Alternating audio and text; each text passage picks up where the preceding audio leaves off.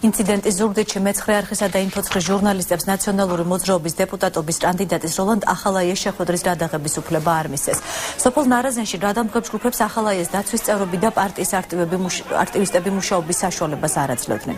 ჟურნალისტებზე ძალადობას თავად ახალაიაც ადევნებდა თვალს, თუმცა გადამღები ჯგუფების თხოვნის მიუხედავად მას რეაგირება არ მოუხდენია.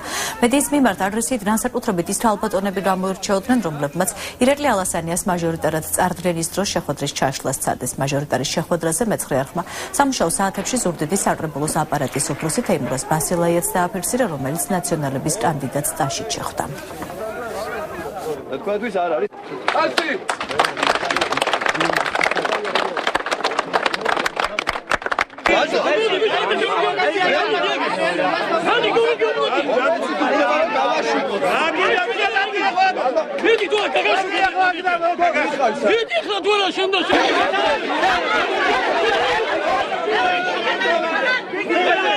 რატო არ მაძლევ მუშაობის საშუალებას?